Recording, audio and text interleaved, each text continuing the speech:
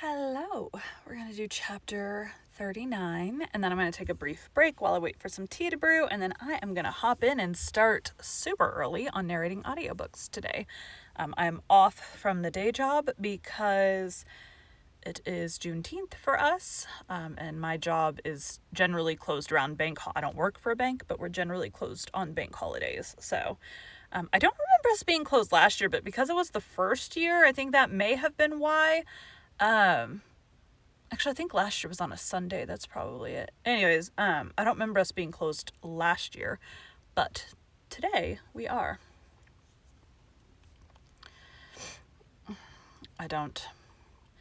If it's during the week, I'm always narrating, even if it's a holiday. Unless I take off like Christmas and Thanksgiving, I don't narrate on those days. Today we'll be continuing Adventures of Huckleberry Finn by Mark Twain. Chapter 39. In the morning we went up to the village and bought a wire rat trap and fetched it down, and unstopped the best rat hole, and in about an hour we had 15 of the bulliest kind of ones. And then we took it and put it in a safe place under Aunt Sally's bed. But while we was gone for spiders, little Thomas Franklin, Benjamin Jefferson, Alexander Phelps found it there, and opened the door of it to see if the rats would come out. And they did. And Aunt Sally, she come in, and woman got...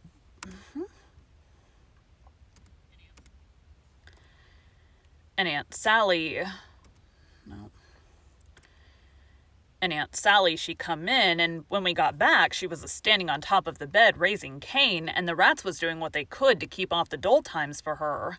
So she took and dusted us both with the hickory, and we was as much as 2 hours catching another 15 or 16. Drat that meddlesome cub, and they wasn't the likeliest nother, because the first haul was the pick of the flock. I never see a likelier lot of rats than what that first haul was. We got a splendid stock of sorted spiders and bugs and frogs and caterpillars and one thing or another, and we liked got a hornet's nest, but we didn't. The family was at home. We didn't give it right up, but stayed with them as long as we could, because we allowed we'd tire them out or they'd got to tire us out, and they done it. Then they got all come up in and rubbed on the places and was pretty near all right again, but couldn't set down convenient. And so we went for the snakes and grabbed a couple of dozen garters and house snakes and put them in a bag and put them in our room.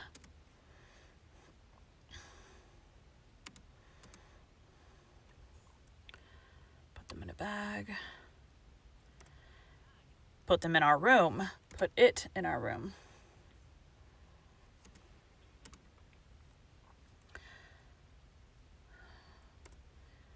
And so we went for the snakes and grabbed a couple dozen garters and house snakes and put them in a bag and put it in our room. And by that time it was supper time, and a rattling good honest day's work. And hungry? Oh no, I reckon not. And they weren't a blessed snake up there when we went back. We didn't half tie the sack, and they worked out somehow and left. But it didn't matter much, because they was still on the premises somewheres. So we judged we could get some of them again. No, there weren't no real scarcity of snakes about the house for a considerable spell. You'd see them dripping from the rafters in places every now and then, and they generally landed in your plate or down the back of your neck, and most of the time where you didn't want them. Oh, they was handsome and striped, and there weren't no harm in a million of them, but that never made no difference to Aunt Sally. She despised snakes, be the breed what they might, and she couldn't stand them no way you could fix it. And every time one of them flopped down on her, it didn't make no difference what she was doing. She would just lay that work down and light out. I never see such sound. Car. I never see such a woman. And you could hear her whoop to Jericho. You couldn't get her to take a hold of one with them tongs. And if she turned over and found one in bed, she would scramble out and lift a howl that you would think the house was afire. She disturbed the old man so that he said he could most wish there hadn't ever been no snakes created. Well, after every last snake had been gone clear out of the house for as much as a week, Aunt Sally weren't over it yet. She weren't near over it. When she was setting, thinking about something, you could touch her on the back of her neck with a feather and she would jump right out of her stockings. It was very curious, but Tom said all women was just so. He said they was made that way for some reason or other. We got a licking every time one of our snakes come in her way, and she allowed these lickings weren't nothing to do what she would do if we loaded up the place again with them. I didn't mind the lickings because they didn't amount to nothing, but I minded the trouble we had to lay in another lot, but we got them laid in. and all the other things, and you never see a cabin as blithesome as Jim's was when they'd all swarm out for music and go for him. Jim didn't like the spiders, and the spiders didn't like Jim, and so they'd lay for him and make it mighty warm for him. Excuse me. Sometimes I can feel that something's like about to happen, so I stop. Goodness. And he said that between the rats and the snakes and the grindstone, there weren't no room for bed in. And he said that between the rats and the snakes and the grindstone, there weren't no room in bed for him, scasely. And when there was, a body couldn't sleep. It was so lively, and it was always lively, he said, because they never all.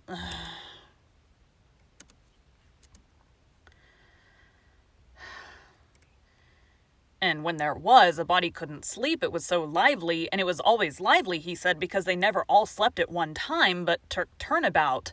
So when the snakes was asleep, the rats was on deck. And when the rats turned in, And when the rats turned in, the snakes come on watch. So he always had one gang under him in his way, and the other gang having a circus over him. And if he got up to hunt a new place, the spiders would take a chance on him as he crossed over. He said if he ever got out this time, he wouldn't ever be a prisoner again, not for a salary. Well, by the end of 3 weeks, everything was in pretty good shape. The shirt was sent in early, and a pie, and every time a rat bit Jim, he would get up and write a little in his journal whilst the ink was fresh. The pens was made. The inscriptions and so on was all carved on the grindstone.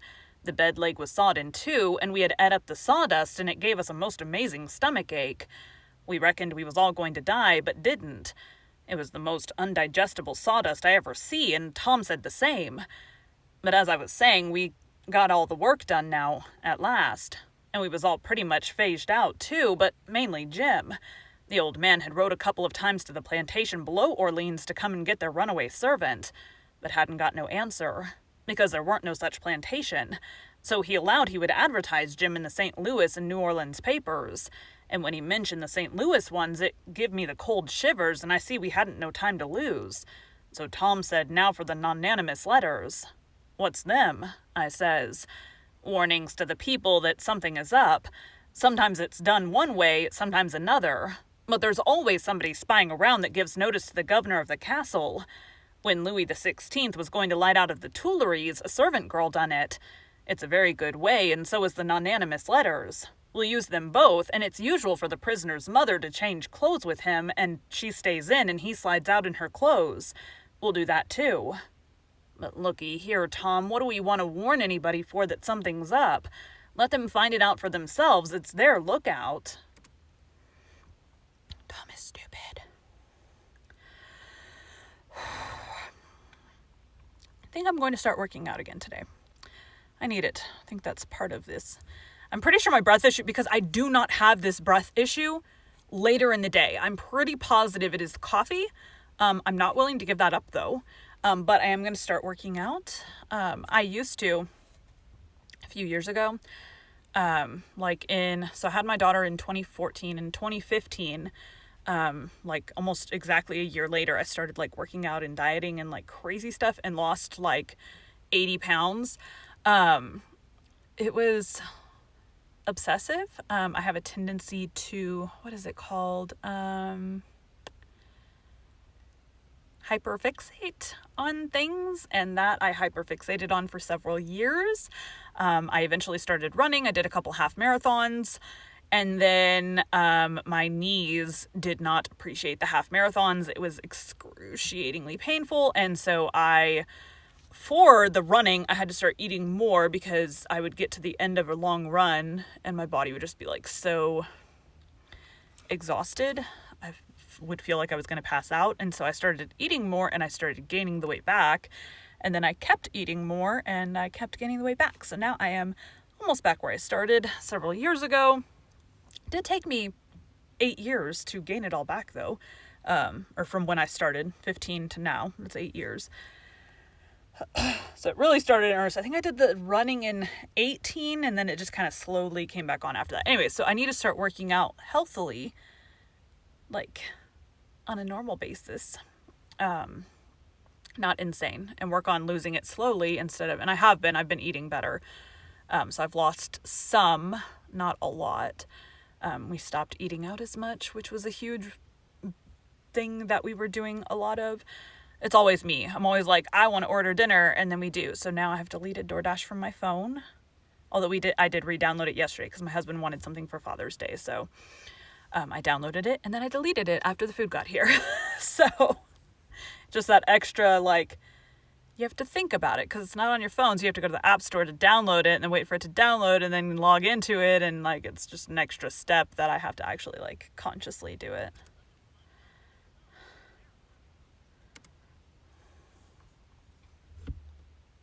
It's there, look out.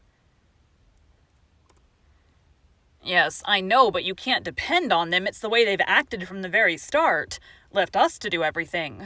They're so confiding and mullet-headed they don't take notice of nothing at all. So if we don't give them notice, there won't be nobody nor nothing to interfere with us, and so after all our hard work and trouble, this escape will go off perfectly flat. Won't amount to nothing. Won't be nothing to it. Well, as for me, Tom, that's the way I'd like. Shucks, he said and looked disgusted. So I says, but I ain't going to make no complaint. Any way that suits you suits me. What you going to do about the servant girl? You'll be her. You slide in the middle of the night and hook that yeller girl's frock. Why, Tom, that'll make trouble next morning because, of course, she probably hain't got any but that one. I know, but you don't want it but 15 minutes to carry the anonymous letter and shove it under the front door. All right, then I'll do it, but I could carry it just as handy in my own togs. You wouldn't look like a servant girl then, would you?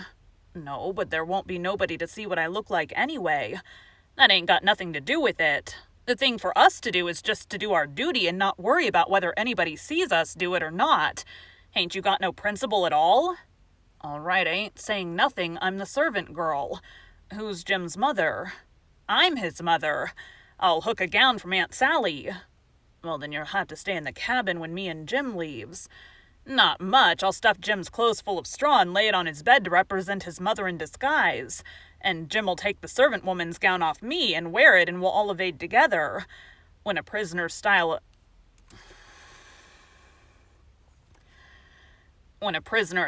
escapes, it's called an evasion.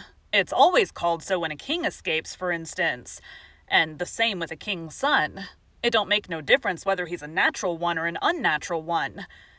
So Tommy wrote the anonymous letter, and I smouched the yeller wench's frock that night and put it on, and shoved it under the front door the way Tom told me to.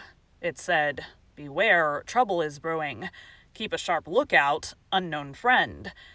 Next night we stuck a picture, which Tom drawed in blood, of a skull and crossbones on the front door, and next night another one of a coffin on the back door. I never see a family in such a sweat. They couldn't have been worse scared if the place had been full of ghosts, laying for them behind everything and under the beds and shivering through the air. If a door banged, Aunt Sally, she jumped and said, "Ouch." If anything fell, she jumped and said, "Ouch." If you happened to touch her when she weren't noticing, she done the same. She couldn't face no way and be satisfied because she allowed there was something behind her every time. So she was always a-whirling around sudden and saying, "Ouch," and before she got 2/3 around, she'd whirl back again and say it again. And she was afraid to go to bed. But she dasn't set up, so the thing was working very well. Tom said he never see a thing work more satisfactory. He said it showed it was done right. So he said, now for the grand bulge. So the very next morning at the streak of dawn, we got another letter ready, and was wondering what we better do with it because we heard them say at supper they was going to have a servant on watch at both doors all night. Tommy went down the lightning rod to spy around, and the servant at the back door was asleep, and he stuck it in the back of his neck and come back. This letter said, "Don't betray me, I wish to be your friend. There's a desperate gang of cutthroats from over in the Indian Territory going to steal your runaway servant tonight. And they've been trying to scare you so as you'll stay in the house and not bother them. I'm one of the gang, but have got religion and wish to quit it and lead an honest life again and will betray the hellish design. They will sneak down from northards along the fence at midnight exact with a false key and go in the servant's cabin to get him. I'm to be off a piece and blow a tin horn if I see any danger, but 'stead of that I will be like a sheep. Bah.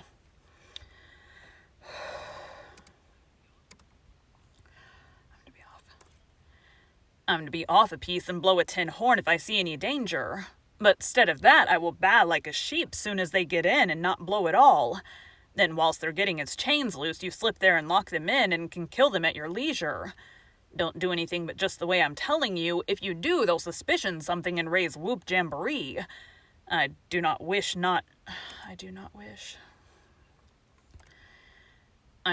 any reward, but to know I've done the right thing. Unknown friend. Thank you for joining Bite at a Time Books today, while we read a bite of one of your favorite classics. Again, my name is Bree Carlile, and I hope you come back tomorrow for the next bite of Adventures of Huckleberry Finn. Oh, these boys are crazy. Anyways, I think I only have like 2 more days of this book, and then we're jumping into the next one. So, getting there. Anyways, I have to, let me get my book loaded up for today. On chapter, oh yeah, I need to do an audition too. All right, we're doing chapter 16 today. So what I generally do is I'm finishing up my day. I make sure I've got, use the same manuscript so I can review make sure I said all the words correctly. I use the manuscript to listen through, but then I'm at a different spot from where I have been narrating, so I have to find the right spot and all that. So today I only have 51 minutes to do, which usually takes me about an hour and 20 minutes to narrate. Sometimes a little bit less. It's usually time and a half for me, is what my stuff ends up with because of just mistakes and stuff. Anyways, thanks guys.